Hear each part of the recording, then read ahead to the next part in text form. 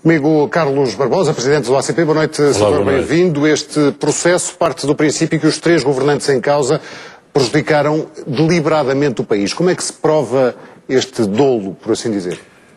Bom, a intenção do ACP, e convém pôr logo isto claro, porque tenho sido acusado de que estou a fazer favores ao PSD, que sou funcionário da Rua de São Caetano e que não sei o que mais. O ACP está-se nas tintas para a política, o ACP defende os seus automobilistas, defende os consumidores e, portanto, todos estes processos que sejam caso disso, como foi o caso, inclusive, do documento automóvel, como foi o caso das gasolineiras, que estamos em litígio com algumas gasolineiras também no sentido de caso aumento dos preços, estamos em litígio com a Autoridade da Concorrência, portanto, não tem rigorosamente nada a ver com partido, até porque eu nunca estarei na política na vida, nunca estive nem nunca estar na política na vida, e enquanto eu for Presidente do ACP não vai haver política no ACP.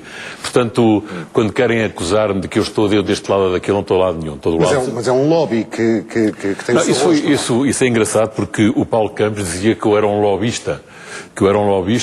Ora, não faço parte de maçonaria, não faço parte do Circo do Soleil, não faço parte, enfim, de nenhuma organização secreta, não faço parte dos serviços secretos, portanto, não faço parte de lobby absolutamente nenhum. O único lobby é defender os automobilistas e defender os consumidores, porque o próprio Instituto do Consumidor deu-nos o estatuto ao ACP como tal. Depois há outra coisa que ele diz muito engraçada também, que é de que ele não tomou as decisões que eu gostava que ele tivesse tomado. Nunca falei com ele na vida, nunca, nem sequer o cumprimentei. Ele não tinha que tomar decisões nenhumas para o ACP nunca precisou dele para nada, o ACP nunca lhe pediu nada, portanto não percebo porque é que ele diz essa conversa, disse numa entrevista da rádio, não faço a mínima ideia, mas estou não estou nada preocupado com isso. Mas é normal que os acusados reajam à acusação. Não, é evidente que os acusados têm que reagir porque no fundo sentem que qualquer coisa não está bem, porque você repara uma coisa.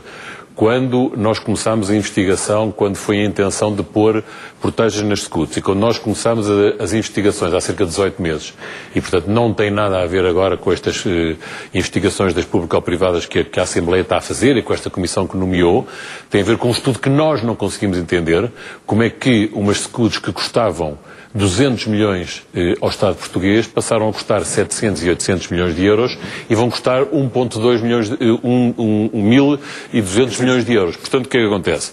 Nós temos que perceber porquê. E, portanto, quando nós percebemos de que, efetivamente, depois há um estudo do INIR, de que tem aqui alguma parte, estudo INIR deste, que relata o que é que se passa. Depois, de repente, há uma senhora assessora chamada Isabel Nisa, do Secretário de Estado Paulo Campos, que desata e desfaz o estudo da INIR. O INIR pede à Universidade Católica, que também tem aqui o estudo, a dizer que afinal o INIR fez um estudo corretíssimo. O Tribunal de Contas, que também tem aqui o relatório, diz que o INIR fez um trabalho corretíssimo e que isto é um negócio do mais prejudicial para o Estado. Vou-lhe dar o caso dos scooters, Lisboa e Porto. Não tinham... São 8 ao todo, não é o Zoom? Sim, mas estas duas, por exemplo, não tinham qualquer espécie de custo para o Estado. Portanto, a responsabilidade do risco passou dos privados para o concedente para o Estado. Não faz sentido. E a gente quer saber porquê. Porquê que houve isso? Sobretudo baseado em elementos de circulação de tráfego que, como você sabe, hoje em dia, infelizmente, até para o próprio Estado, há cerca de uma redução de 45% do tráfego neste momento.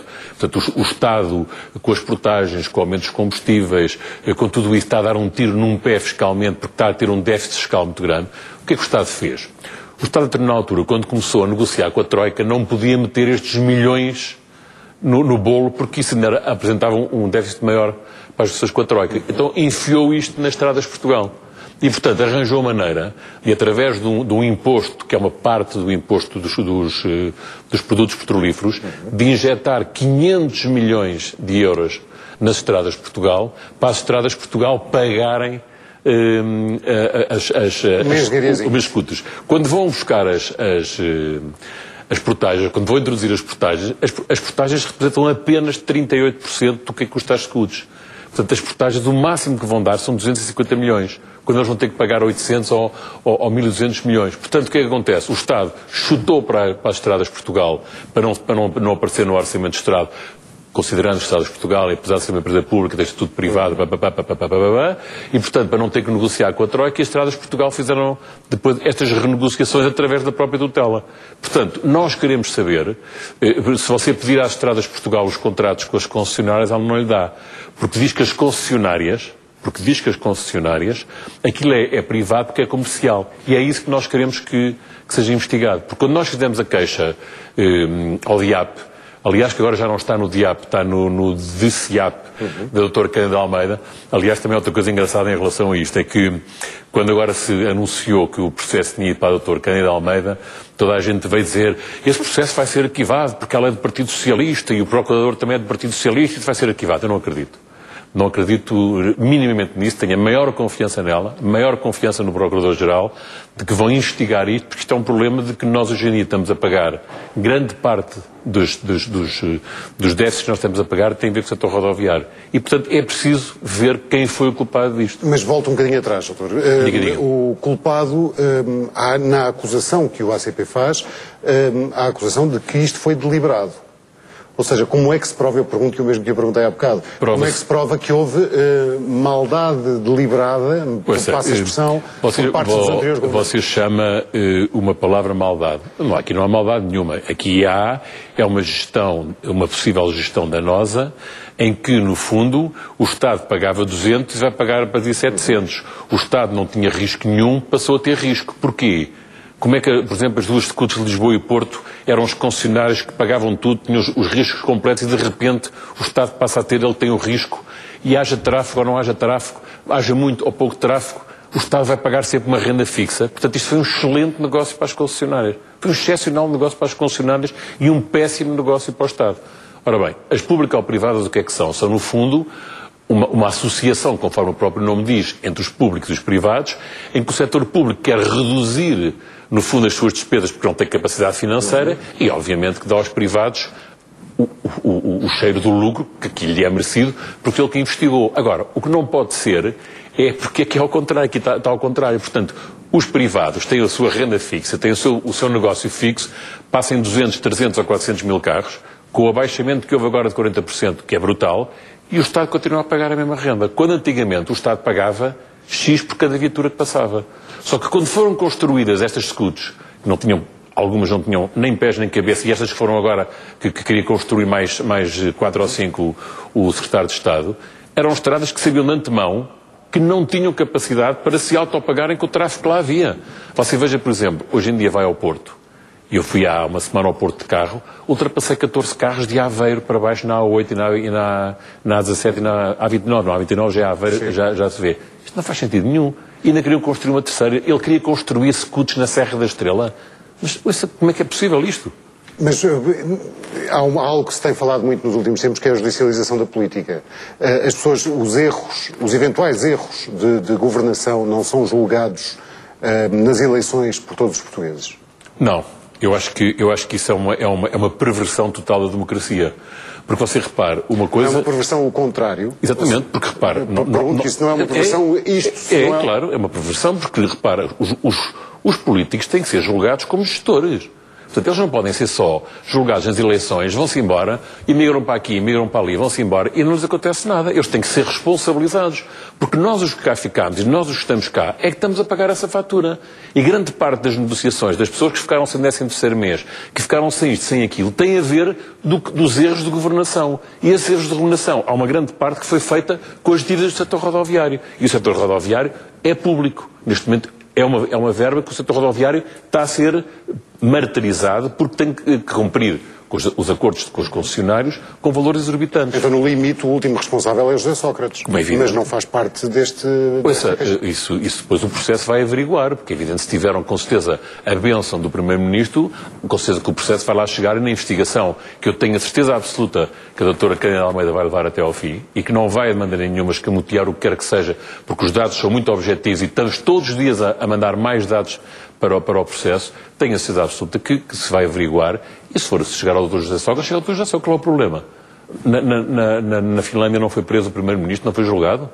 Qual é o problema? Não... Mas é um precedente que em Portugal nunca se viu. E não é perigoso estar a misturar esses dois patamares? Eu acho que não. Eu acho que um político é um gestor. Ele está a gerir o país como eu estou a gerir uma associação, como o Presidente da TVI está a gerir a TVI. Portanto, quem prevarica, quem não faz bem, quem coisa, tem que ser penalizado por isso, seja por que razão for. Mas percebe então que daí venham as acusações que lhe fazem de estar a par, de estar de um lado contra o outro. Eu não estou de um lado contra o outro. Eu recebi dezenas e dezenas de mails a apoiarem. E recebi 8 mails, até agora, completamente danados comigo, que se via perfeitamente que eram ferrenhos socialistas contra mim. E então explicavam porque é que eu não fazia queixa também desta história das portagens da Luz ao Ponte, que tinham sido cobradas no mês de agosto e não sei o que, não sei o que mais. Não é completamente ilógico. E o que eu lhe expliquei foi que, como esse problema foi resolvido, é evidente, se continuasse com essa ilegalidade, obviamente nós tomaríamos a mesma posição de protestar. Agora, se o problema foi resolvido, agora, isto não foi resolvido. O Estado tem a obrigação de tornar a renegociar estas concessões todas. O Estado não tem dinheiro para pagar isto. Os portugueses não têm dinheiro para pagar estas concessões. E o que é mais grave é que quem vai pagar estas concessões também são os portugueses que não andam no automóvel e que não passam nas SCUDs. Porquê? Porque, independentemente do valor que sai do tal imposto dos produtos petrolíferos que dá para a pagar, não dá para pagar tudo isso. Portanto, os portugueses, os seus impostos, também vão, mesmo os que não circulam, os que não têm carro, vão ter que pagar por estes erros. E isto não pode ser.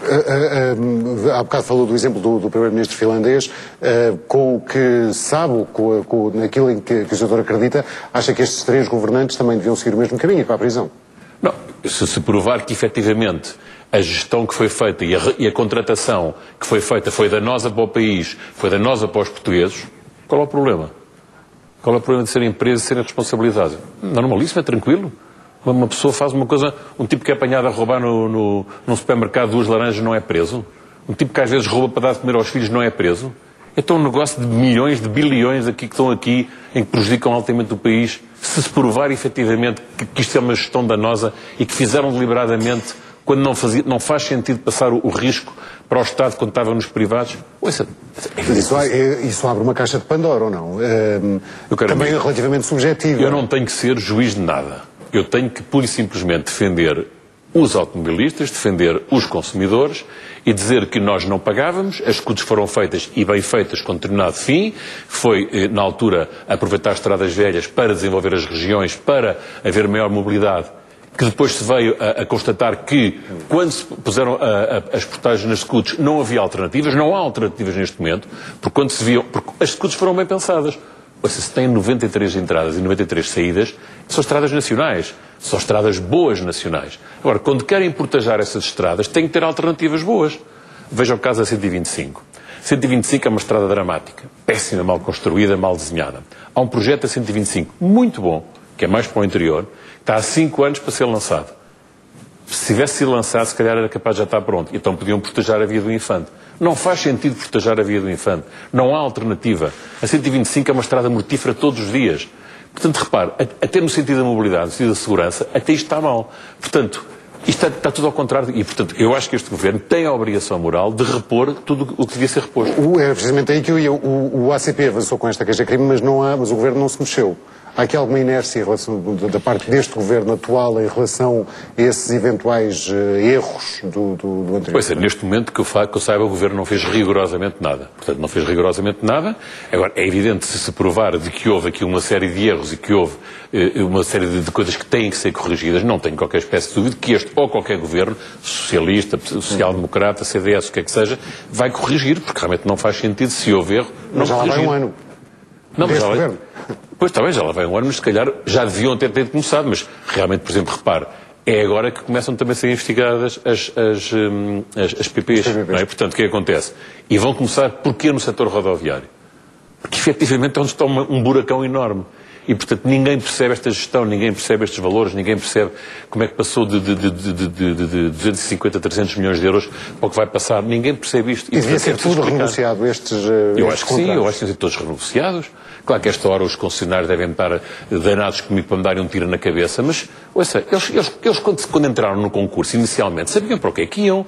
Eles é que fizeram as probabilidades de carros, eles sabiam que iam receber um X por cada carro que passasse. Portanto, eles fizeram as contas.